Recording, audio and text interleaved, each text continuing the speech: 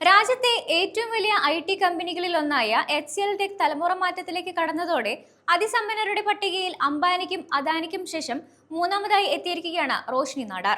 HCL ടെക്കിന്റെ chairperson Roshni Nadar മൽഹോത്രയുടെ ഒറ്റ കുതിപ്പിലുള്ള മുന്നേറ്റം HCL ടെക്കിന്റെ പ്രൊമോട്ടർ കമ്പനികളിലെ സിംഹഭാഗം ഓഹരിയും തന്റെ പേരിലേക്ക് വന്നതോടെയാണ്. റോഷ്നിക്ക് അച്ഛൻ ശിവൻ നാടാർ തന്റെ ഓഹരികൾ കൈമാറിയതോടെയാണ് രാജ്യത്തെ മൂന്നാമത്തെ വലിയ സമ്പന്ന വ്യക്തിത്വമായി അവർ മാറിയത്. 79 വയസ്സുകാരനായ HCL സ്ഥാപകൻ ശിവൻ നാടാർ പ്രായം കണക്കിലെടുത്ത ബിസിനസ് രംഗത്ത് തലമുറ മാറ്റത്തിന് തയ്യാറാവുകയായിരുന്നു.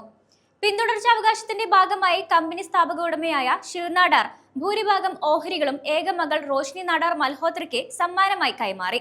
HCL ടെക്കിന്റെ പ്രൊമോട്ടർ കമ്പനികളായ HCL കോർപ്പറേഷൻ, വാമാസുന്ദരി ഇൻവെസ്റ്റ്മെന്റ്സ് എന്നിവയിലായി തനിക്കുണ്ടായിരുന്ന 47% ഓഹരികൾ മകൾ റോഷ്നി നാടാർ മൽഹോത്രയ്ക്ക് സമ്മാനിച്ചു. ഇതോടെ രാജ്യത്തെ മൂന്നാമത്തെ വലിയ സമ്പന്നയായി റോഷ്നി മാറുകയായിരുന്നു. മാർച്ച് 6-നാണ് ഓഹരി കൈമാറ്റം പ്രാബല്യത്തിലായതെന്ന് HCL ടെക് ഓഹരി വിപണിക്ക് നൽകിയ അറിയിപ്പിൽ വ്യക്തമാക്കിയിട്ടുണ്ട്. കുടുംബസ്വത്തിന്റെ പിന്തുടർച്ചയുടെ ഭാഗമായാണ് ഓഹരികൾ സമ്മാനമായി കൈമാറിയിട്ടുള്ളത്. ഇതിന് നേരത്തെ സെബിയുടെ അനുമതി ലഭിച്ചിരുന്നു. 44 വയസ്സുകാരിയായ റോഷ്നി HCL കോർപ്പറേഷന്റെയും വാമ ഡൽഹിയുടെയും ഏറ്റവും വലിയ ഓഹരി ഉടമയായി കഴിഞ്ഞിട്ടുണ്ട്. ലിസ്റ്റഡ് കമ്പനികളായ HCL ടെക്, HCL ഇൻഫോസിസ്റ്റംസ് എന്നിവയുടെയും ഏറ്റവും വലിയ ഓഹരി ഉടമയെന്ന നേട്ടം റോഷ്നിക്കാണ്. ബ്ലൂംബെർഗിന്റെ റിയൽ ടൈം പട്ടിക പ്രകാരം $8,810 കോടി അഥവാ 7.66 ലക്ഷം കോടി രൂപ ആസ്തിയുമായി റിലയൻസ് ഇൻഡസ്ട്രീസ് ചെയർമാൻ മുകേഷ് അംബാനിയാണ് ഇന്ത്യയിലെ ഏറ്റവും വലിയ സമ്പന്നൻ. രണ്ടാം സ്ഥാനത്തേക്ക് ഗൗതം അദാനി കുതിച്ചെത്തിയതിന് കുറച്ചു വർഷങ്ങളുടെ പഴക്കമേയുള്ളൂ. $6,890 കോടി അതായത് ഏകദേശം 5.98 ലക്ഷം കോടി രൂപ ആസ്തിയുമായാണ് അദാനി ഗ്രൂപ്പ് ചെയർമാൻ ഗൗതം അദാനി രണ്ടാം സ്ഥാനത്തുള്ളത്. $3,590 കോടി അതായത് ഏകദേശം 3.12 ലക്ഷം കോടി രൂപ ആസ്തിയുമായാണ് റോഷ്നി നാടാർ മൂന്നാം സ്ഥാനത്ത് എത്തിയിരിക്കുന്നത്. 3 ലക്ഷം കോടി രൂപയുമായി ഷാപൂർ മിസ്ത്രിയും 2.61 ലക്ഷം കോടി രൂപയുമായി OP Jindal group chairperson emeritus Savitri ജിൻഡാലും പിന്നാലെയുണ്ട്. 1976-ലാണ് ശിവൻ നാടാർ HCL ടെക് സ്ഥാപിക്കുന്നത്.